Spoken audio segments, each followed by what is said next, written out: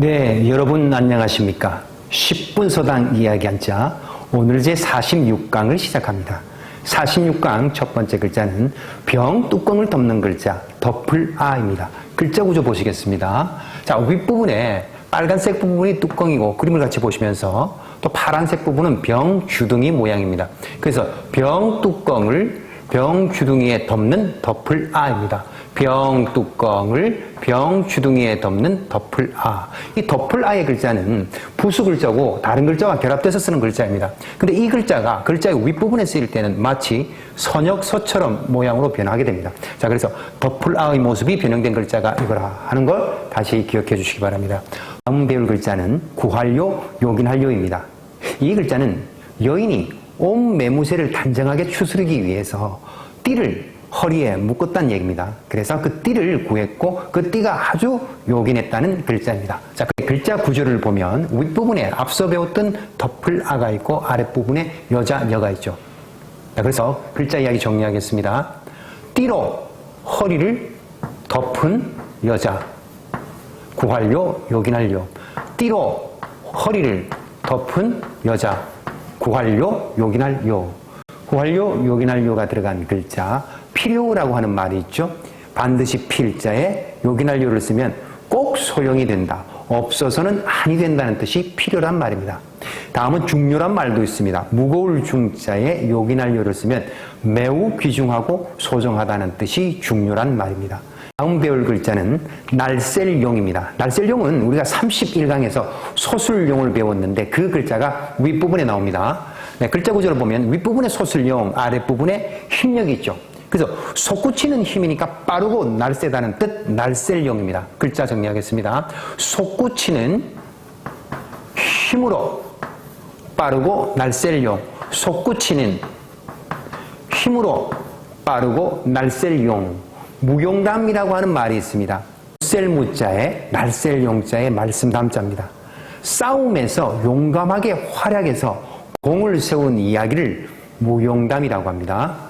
네, 다음 배울 글자는 구름을 뜻하는 글자 이를운입니다. 이를운은 현재 중국에서 간체자로 구름이란 뜻으로 쓰이고 있습니다. 글자 구조를 보니까 두이가 있고 사사사가 있죠. 자, 이 글자는 원래 하늘에 떠 있는 그 구름의 모양을 본떴습니다. 구름이 흘러가고 있고 또 뭉친 구름도 보이고 있고 이 모양을 그대로 본뜬 글자입니다. 자, 이를운 정리하겠습니다. 두 구름이 흘러가고 사사사, 작다는 뜻의 사사사, 작은 물방울이 구름을 이루는 이를운. 두 구름이 흘러가고 작은 물방울이 구름을 이루려고 하는 이를운. 운이 들어간 활용어 중에서 운이라고 하는 말을 씁니다.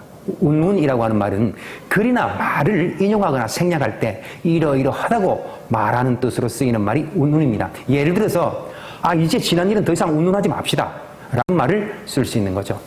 네, 다음은 구름운입니다. 글자 구조를 보니까 윗부분에 비우, 아랫부분에 앞서 배웠던 이룰운이 있죠. 자, 그래서 비가 되려고 구름을 이루고 있다. 구름운입니다. 비가 되려고 구름을 이루고 있는 구름운. 비가 되려고 구름을 이루고 있는 구름운입니다. 구름운이 들어간 활용어 운집이라고 하는 말을 써요. 구름운자에 모일집을 쓰면 구름처럼 많이 모였다는 뜻이 운집이라는 말입니다. 다음은 청운이라고 하는 말도 있습니다. 푸를 청자에 구름운을 쓰면 푸른 빛깔의 구름이라는 뜻이지만 아주 높은 꿈과 이상이나 어떤 그 높은 벼슬을 청운이라고 하기도 합니다. 네, 다음 글자는 옴길운입니다. 옴길운의 글자 구조를 보니까 윗부분에 군사군, 아랫부분에 쉬엄쉬엄 갈차, 걸어간다는 글자죠. 이 글자가 결합되어 있습니다. 그래서 군사들이 이동해서 간다는 뜻입니다. 병력을 이동시키는 거죠. 자, 그런데 이 병력을 이동시켰을 때 잘못 이동해서 적에게 공격을 받으면 피하기도 했고 또 이동을 잘해서 좋은 위치를 차지했을 때는 적에게 이기기도 했습니다. 그래서 좋고 나쁜 운수를 뜻하는 글자로 쓰이기도 하는 글자입니다. 자, 옴길운 정리하겠습니다. 군사와 많은 병력들이 장소를 이동해서 옮기는 옴길운입니다. 군사와 많은 병력들이 장소를 옮겨서 이동하는 옴길운입니다. 옴길운이 들어간 글자 운동이라고 하는 말 세 가지 뜻이 있습니다. 옴길운자에 움직일 동을 쓰면 첫 번째 물체가 위치를 바꾸는 일, 그 운동이죠. 물체의 운동. 다음 우리가 스포츠, 몸을 단련하기 위해서 몸을 움직이는 일도 운동입니다. 또 어떤 목적을 이루기 위해서 적극적으로 활동하는 일을 운동이라고 합니다. 뭐 환경보호 운동이라든지 전기 전략하기 운동이라든지. 네, 다음 활용어는 운명이라고 하는 말도 있죠. 옮길 운자에 목숨명을 쓰면 앞으로 사는지 죽을지 그런 생사에 관한 그 처지를 운명이라고 하기도 합니다. 다음에 배울 글자는 동산원입니다.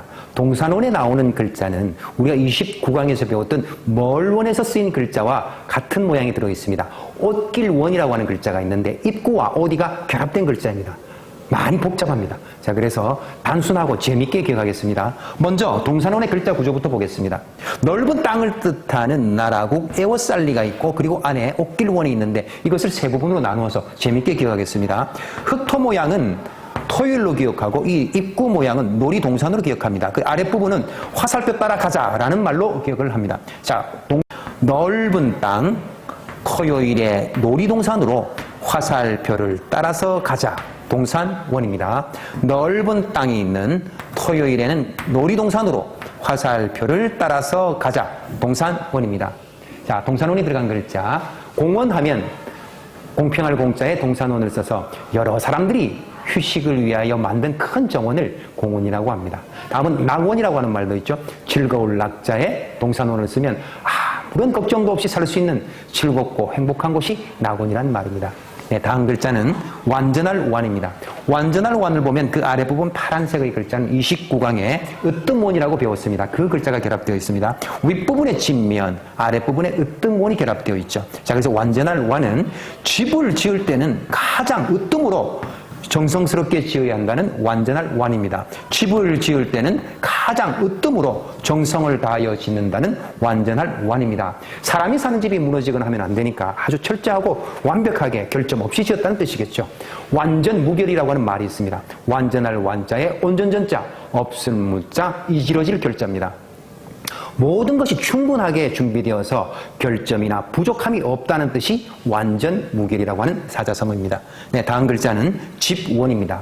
집원의 글자 구조를 보면 우리가 언덕이 나오죠? 언덕은 어디 있습니까? 31번지에 있죠? 우리가 유모로 이렇게 기억했습니다. 언덕에 그 다음 완전완이죠. 앞서 배웠던 완전하게 잘 지은 큰 집을 뜻합니다. 가족이 사는 집이 아니라 여러 사람들이 모이는 집입니다. 집원. 그래서 병원, 학원 할 때 여러 사람이 모이는 집입니다. 저 언덕에 완전하게 잘 지은 여러 사람이 이용하는 집원. 언덕에 완전하게 잘 지은 여러 사람들이 이용하는 집원입니다. 병원하면 병병자에 집원을 써서 사람이 20병상 이상 있는 그 환자를 수용할 수 있는 곳을 병원이라고 합니다. 그 이하는 의원이라고 하는 거죠. 그다음 사원하면 절사자에 집원을 써서 뭐 성당이라든지 절이라든지 교회당이라든지 수도원 모든 종교적인 건물을 사원이라고 합니다. 네, 다음 글자는 술유당유입니다. 원래 술병을 뜻하는 글자인데 그림을 보시면서 이게 12시 자축인묘 진사오미 신유 수레할 때 그때 닭이란 뜻으로 쓰인 것입니다. 자, 그래서 술병을 기억해야 됩니다. 그림을 보시면서 자, 윗주둥이가 길고 둥근 술병에 술이 찰랑찰랑 담겨있는 글자 술유당유입니다. 윗주둥이가 길고 동그란 술병에 술이 찰랑찰랑 담겨있는 술유당유입니다. 뭐 잘 쓰는 말은 아니지만 유시하면 당유자에 떼시를 써서 오후 5시부터 7시까지의 시각을 유시라고 합니다. 지금은 이 말을 쓸 일이 전혀 없습니다. 다음에 배울 글자는 의원의입니다. 다소 복잡한 글자지만 한자 이야기는 아주 재밌습니다. 글자 구조를 보면 상자방 속에 화살시가 있습니다. 그리고 이 파란색 글자는 창수, 몽둥이수, 찌르다, 때리다, 두드리다라는 뜻이겠죠. 자, 그리고 앞서 배웠던 술류당류가 결합되어 있습니다. 그래서 의원이 가지고 있는 상자 속에 침으로 이 화살이 침을 비유했습니다. 상자 속에 침으로 찌른다는 얘기입니다. 이 창수, 몽둥이수는 명사가 아니라 동사형으로 쓰여 있습니다. 침으로 찌르고 또 이 술을 쓴 까닭은 술에는 알코올 성분이 있기 때문에 마취해서 다친 상처를 치료한다는 뜻입니다. 술이 있는 그 알코올 성분으로 마취해서 치료하는 의원의입니다. 자, 글자 구조 정리하겠습니다. 상자 속에 화살과 같은 침으로 속병을 치료하고 또 술이 있는 알코올 성분을 통해서 다친 상처를 소독하는 의원의입니다. 상자 속에 화살과 같은 침으로 찌르고 술, 알코올을 이용해서 다친 상처를 치료하는 의원의입니다. 자, 의원의가 들어간 활용어 한의원, 한국 한자 의원의자 집원자를 썼죠. 이 나라 고유의 의술로 치료하는 의원을 한의원이라고 합니다. 다음은 의술이라고 하는 말도 있죠. 의원의자에 제주술을 쓰면 병을 고치는 기술을 의술이라고 하죠. 네, 그러면 46강에서 배웠던 글자 머릿속에 쏙쏙 정리하여 봅시다. 자, 덮으라. 뚜껑을 병 주둥이에 덮은 덮을아 덮을아 구할요 요긴할요 띠를 여인의 허리에 덮었다는 글자 띠를 허리에 덮은 여자는 구할요 요긴할요 날쌘용입니다. 솟구치는 힘이 빠르고 날쌘용. 다음은 이룰운입니다. 두 조각 구름과 작은 물방울이 구름을 이루려고 하는 이룰운. 다음은 구름운입니다. 비가 되려고 구름을 이루고 있는 구름운, 구름운. 다음은 옮길운입니다. 군사와 많은 병력들이 장소를 이동해서 가는 옮길운, 옮길운입니다. 네, 다음 글자는 동산원입니다. 넓은 땅을 향해서 토요일에는 놀이동산 갑시다. 화살표를 따라서 갑시다. 동산원, 동산원. 다음은 완전할 완입니다. 집을 지을 때는 가장 으뜸으로 정성을 다해서 짓는 완전할 완, 완전할 완.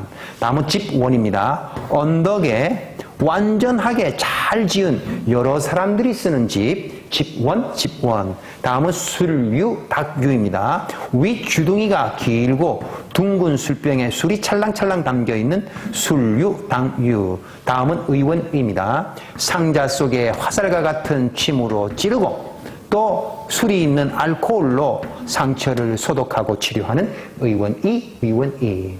네, 여러분 46강 한자 이야기도 재미있게 잘 들으셨나요? 자, 복습은 언제나 빠른 배속으로 두세 번 꼭 하시기 바랍니다. 그러면 47강에서 찾아뵙겠습니다. 안녕히 계십시오.